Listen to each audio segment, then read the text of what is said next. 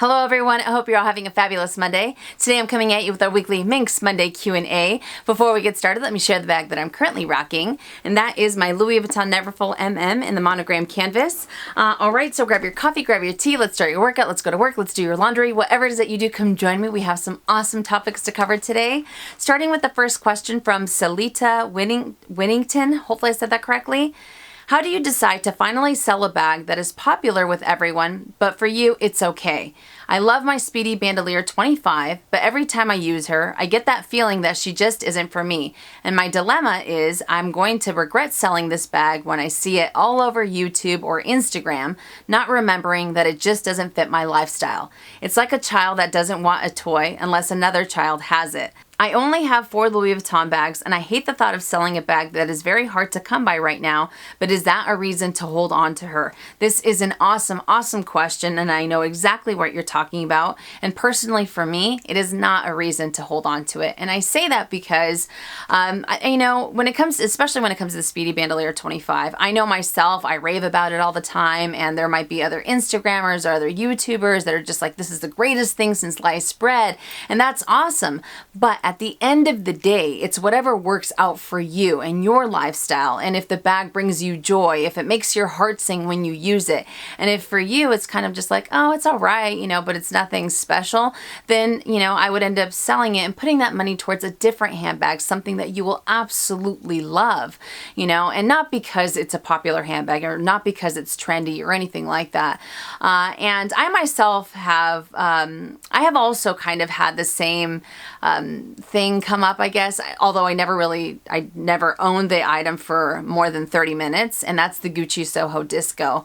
When that bag first came out, I was very intrigued by it, and the more research I did on it, I was just kind of like, oh man, this bag is beautiful. I loved the red, so I went out there, and I had it in my hands. I actually purchased it, and I had it for a total of 30 minutes, and I went right back to return it.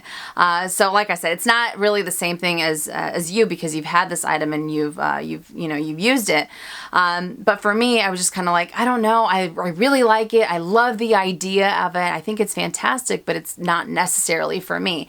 And I think that's kind of what comes into play, because you can do all the research in the world. You can, you can watch video upon video. You can read forum and thread after thread and all these things on this bag that you love and you like the idea of it.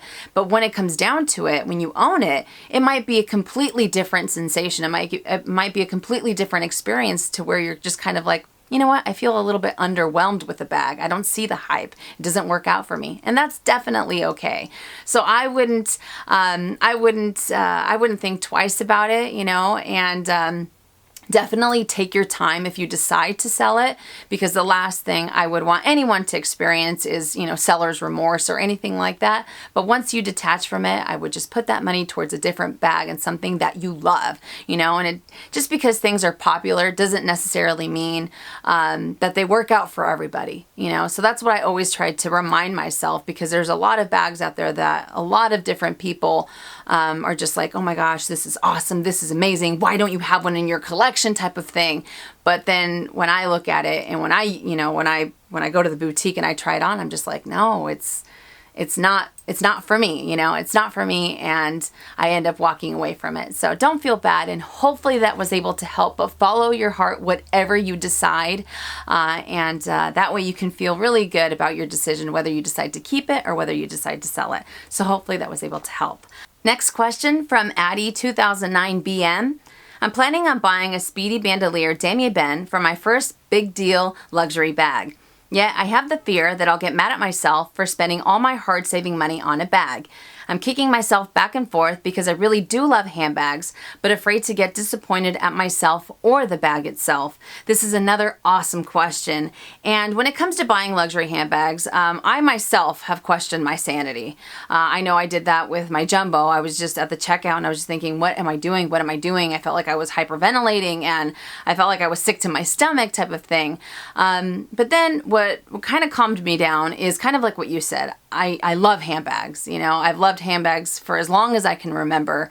And I also remember all of the hard work that went into saving up for that handbag. And sometimes it's not even about the bag itself. It's more so realizing that goal that you set for yourself. You know what I mean? So if you're setting money aside for that bag, and you're setting it aside and setting it aside, and then when that moment finally comes, I don't know what it is, but I feel like it's almost, I don't know, it's gonna sound kind of weird, but it might be almost like a euphoric feeling, because it's almost like a rush when you finally get that bag, because you're just like, oh man, I remember all the long hours that I worked, or I remember this, I remember that, and everything that went into acquiring that handbag.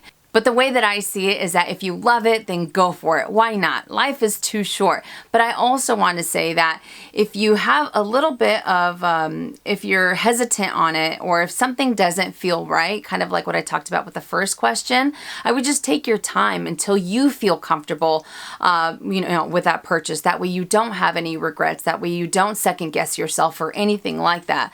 But like I said in the beginning, I remember vividly buying certain handbags, and I'm just like, I am crazy for doing this. I am crazy. This is ridiculous, and I felt kind of silly, but, and I know some people have told me before, well, you have no business buying luxury handbags if you feel that way. Definitely not. I don't see it that way, because it's not like I can just bat my eyes and it's like, poof, I have a new handbag or anything like that. You have to save up for it. So, no, I would definitely take your time, before you decide to go into it until you feel comfortable, whether you decide to go for it or not. But I wish you all the luck in the world, but I would go for it and just rock your handbag. So whatever you decide to do, good luck. Hopefully that was able to answer your question. All right, next one from Melissa Hernandez. Do you store your Valentino heels and Chanel espadrilles outside the box? Great question. I do. I don't have my Valentinos are on that side, and all my espadrilles are on one of the top shelves of the background that I have.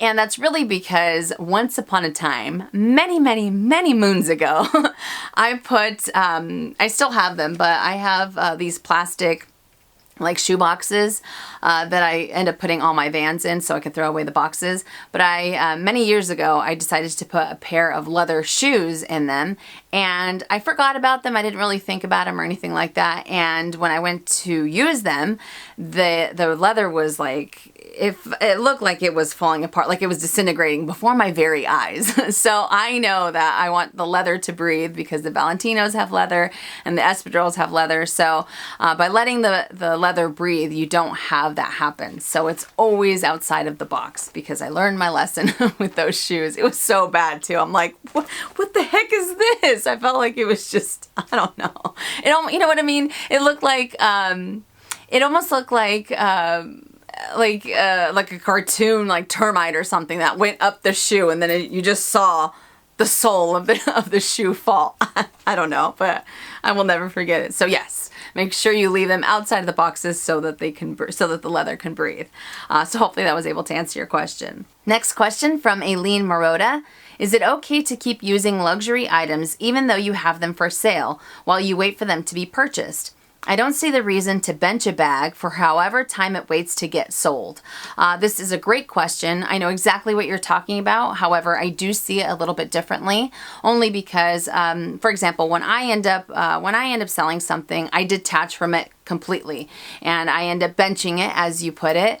If it takes a couple weeks, if it takes a couple months, then so be it, because in that time that you're using it, something can end up happening. It can end up getting color transfer, it can end up getting damaged, and if you, let's say that you initially thought about selling it for this amount of money, and if you ended up using it in that amount of time and it took a little bit longer than you thought to sell it, by the time that it does end up selling, if it does have color transfer, if it does have wear or anything like that, it will have an effect on the final sale price.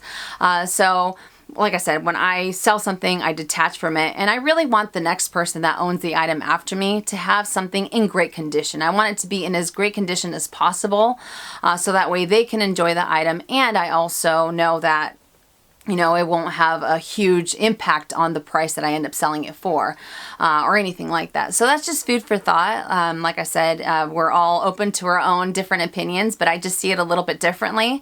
But I know a lot of people end up, you know, that have their items for sale and they're still using them and they've had no issues in the past.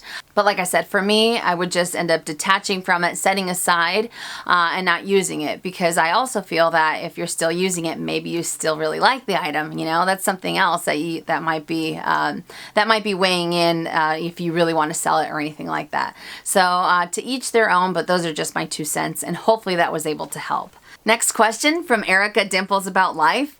Love that you always show us the bag that you're currently rocking, but please clarify, as I've always wondered. You're rocking it outside of work or just during play, or is that the same bag that you would bring to work with you? I guess my ultimate question is, which is your go-to work bag? Debating hard on the Chanel GST to fit my lunch, makeup, etc. for the day at work, but maybe there isn't anything better than that good old faithful Neverfull. This is an awesome question. All right, so whenever I do Minks Mondays and I show you guys the bag that I am rocking, this is the bag that's either my work bag, my day bag, what have you. I am very fortunate that I have the opportunity to work from home, but on days that I do go into work, if I am carrying my Neverfull, if I'm carrying my GST or my Chanel or whatever it is, I can end up putting it, you know, I can end up taking it to work, no problem. I do have a desk where I can just set it aside and not have to worry about putting it inside of a cupboard or anything like that, that it'll get smashed.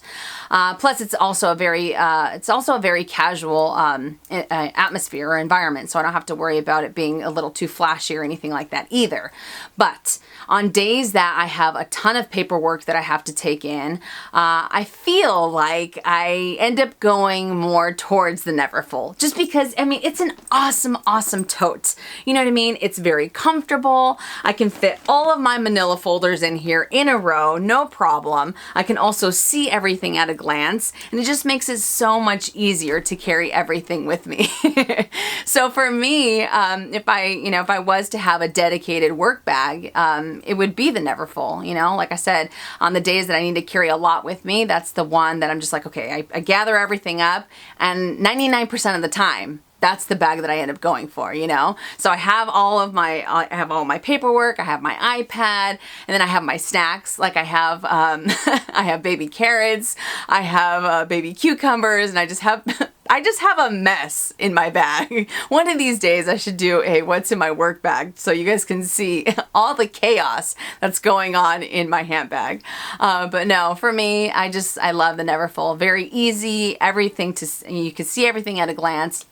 Very, very comfortable, and it's awesome. But the GST is also a phenomenal bag, a phenomenal bag, but you can't carry as much in the GST as you do the Neverfull, because the Neverfull is definitely a lot wider, and you can carry a lot more with you if need be, where that one, since it's mostly leather, or since it is leather, it can get very heavy if you have a lot more items to carry with you. The canvas is very lightweight, so that's something to also, you know, take into consideration. So hopefully that was able to help. All right, next question from Lux Lab Life.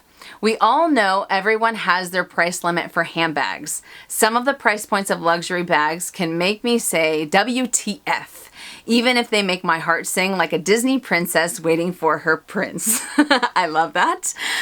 To be honest, there's a couple bags I can't understand why the cost is so high, and it's driven me away from a couple bags before. One of those moments where you go, I love it, I must have it, then flip the bag to the price tag over and you go, oh, I don't love it that much.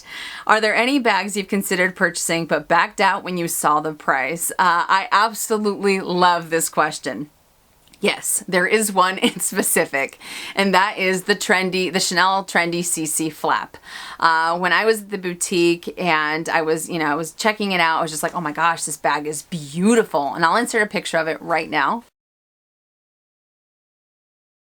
This bag had me feeling all sorts of things. I felt like my heart was going to leap out of my chest. I felt like my eyes were drooling.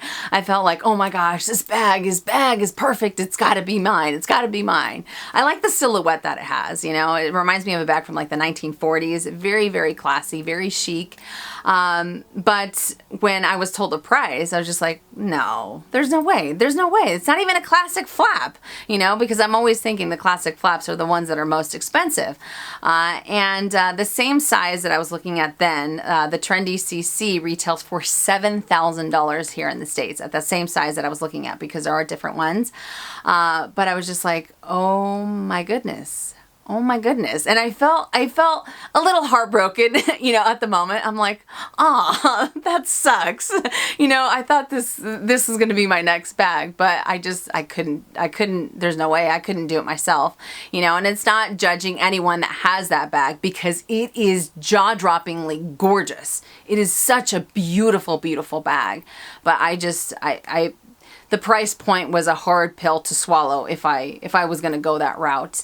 And I feel that a lot of the Chanel handbags nowadays, it's getting harder and harder for me to be able to do that. You know, kind of like what I talked about before. I'm not the type of person that I can just blink my eyes and I just have a new handbag. It takes a little while for me to save up for the items that I really like. So no, the Trendy is stunning. It is a beautiful, beautiful bag, but I was heartbroken when I had to walk away, and I'm just like, nope, not for me.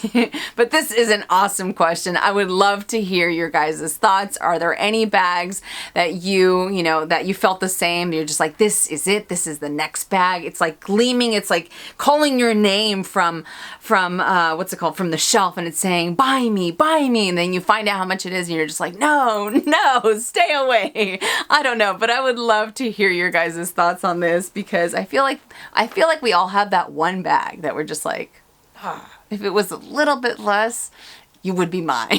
I don't know. Even on the pre-loved market, the Trendy is crazy expensive. So that's it for me. But great question. I feel like I got super animated there, so sorry about that. All right, next one from Mia Cooney. I have the option of either getting the reverse monogram canvas Pochette Matisse or the papyrus empreinte leather. I haven't owned any empreinte items yet, and I'm leaning towards that one because I dislike the black trim on the reverse monogram. Have you had any issues with color transfer or the monograms fading, getting more shallow on your light colored empreinte SLG? Fabulous question, and here I brought out the empreinte clays in the cerise and the rose ballerine. I do still have this. I know someone had asked me if I ended up selling it. I have not. But to answer your question, the embossing has not gotten flat or anything like that. I feel that I've also been very lucky with color transfer as far as the rose ballerine. I don't have anything on there. I remember when I first got it, I was super nervous because I thought for sure I would end up getting color transfer. But nope, there's nothing on there. The shadow that you guys see is my microphone. But there we go. And then on this one, it still looks as good as new. So I've had no issues with the empreinte embossing, flattening out, or anything like that. If any of you guys have the Pochette Matisse and the empreinte leather, have you experienced any type of, have you noticed that the embossing isn't as prominent as it once was when you first got it? Have you noticed anything on the leather itself? But what I would recommend is, as you just said, that you don't like the black trim, I would automatically just take off the reverse Pochette Matisse off the list, because that's something that you don't like. And I feel that if you end up going for it, you might focus more on what you don't like, and then it won't be as, you won't have as much of a joy to use the bag if there's something that initially that you're not crazy about. So if you're leaning towards the empreinte leather, like I said, I haven't had any issues with my small leather goods, but I would love to ask any of you guys that have the Pochette Matisse and the empreinte leather, have you noticed any type of wear? Have you noticed any type of any type of embossing problems or anything like that. So hopefully we could help Mia out and she could add one of these two beauties to her collection. So hopefully that ends up answering your question, and hopefully we're able to get some awesome feedback. All right, next question from Miss Milton. Saks sent me a gift card of the price of a Speedy, so should I go for it or get the Dior wallet on chain? Great question, and I love the Louis Vuitton Speedy. It's a classic. I feel that's, that's a staple in a lot of people's handbag collections. But I will say, as far as the Dior wallet, the wallet on chain, this is the cruise wallet. I really like this, and I haven't given it as much love as I should. Shame on me. But what I really like about the wallet on chains from Christian Dior is that you can end up taking off the chain completely and you can use it as a clutch. So it makes it a lot more versatile. Plus, I love their jewelry because they don't call their hardware, they call it jewelry. And I just feel that it just has gorgeous, gorgeous quality. I mean, look at that. I feel like it glistens oh so beautifully in the light. It's not flimsy. It's also not like crazy heavy, but they do have very nice jewelry. But like this one, this cruise wallet opens up very, very generously, and you have a lot of credit card compartments there. So I really like it. Plus I like the fact that this is metallic. So I think I'm going to start rocking this probably this week because I really, really like it. So it's all a matter of personal preference. The Speedy, it depends on whether you go for the bandolier. The bandolier adds a lot more versatility because you can end up using it as a crossbody, you can use it as a shoulder bag, or you can take off the strap altogether and use it as a classic Speedy. Or if you go for the classic Speedy, I feel that that's a beautiful bag as well.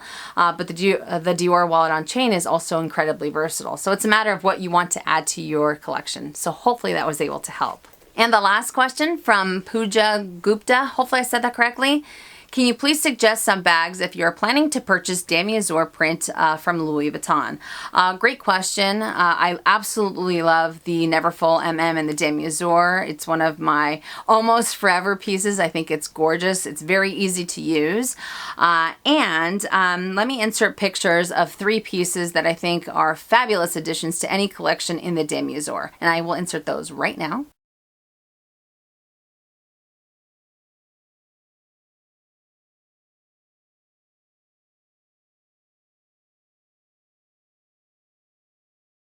I love the Felici because of its versatility. It does come with 2 small leather goods, or there's inserts that you can end up using into other handbags. So the versatility of it I think is amazing, and I think it looks very beautiful in the demios because it doesn't have any type of leather on it. It just has that beautiful gold chain. I also love the Delightful because of the hobo, and even though I don't really have a hobo in my collection anymore, I love how lightweight the Delightful is, and you can end up picking from the pink interior or the rose ballerine. I love the rose ballerine with the demios. I think that's a gorgeous combination. So if you're looking for a hobo, I like that one as well. And the last one being the pochette accessoire. I love this item. I think that it's very versatile. I also feel that it has a phenomenal price point, especially if you're looking to venture into a different print from the fashion house. So if you've always been a diehard fan of the monogram or the Damier Ben and you want to try out the demios and you don't know how it's going to work out for your lifestyle, I feel that going for something like this that's a little bit smaller, but still you get a lot of bang for your buck. You can get a feel for the print and see if it ends up working out for you without going for a large handbag that you have to worry about color transfer too much or anything like that. And on that same note, I also wanted to let you guys know that the pochette accessoire in the Damier Ben has since been discontinued. I had my sales associate let me know over the weekend. They still have the pochette accessoire in the monogram and the demios, but this one has officially been taken off the table.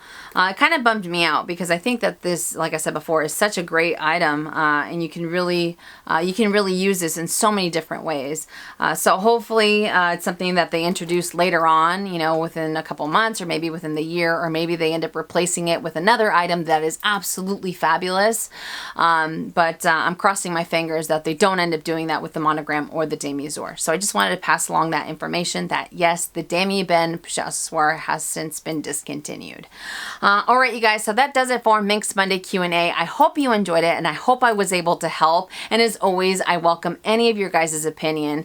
And I did have someone ask me, if I end up getting upset when someone disagrees with me or anything like that. By no means whatsoever do I get upset, because I'm an adult, you guys are adults, and I feel that we can have a conversation. And, you know, people aren't going to always agree with me, and that's totally fine. Just like I won't agree with what someone says, but I will always, always treat someone with the utmost respect, and I will never jump down anyone's throat. I will never say, no, you're a liar, you're that. That's not my style, you know? So I know that if I'm respectful of someone, I expect someone to be respectful of me as well. But as far as, you know, disagreeing with me, no, I don't see a problem with it. Like I said, this is a conversation, and I feel that, you know, we can always voice our opinion, and, you know, whether you agree with me or not, I'm not going to see anything differently or anything like that, because maybe you'll think of something that I haven't thought of before that might end up clicking, and I might say, oh,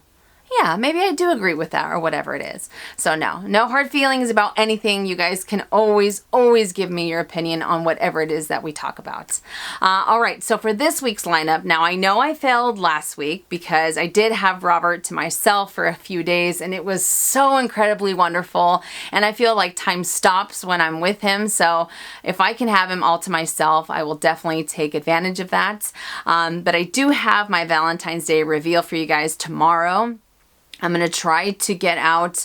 I know a lot of you guys have been asking me about my weight loss journey and, you know, my diet and what I do and stuff like that. I will try my hardest to get that out this week. It is a very, very touchy subject for me still.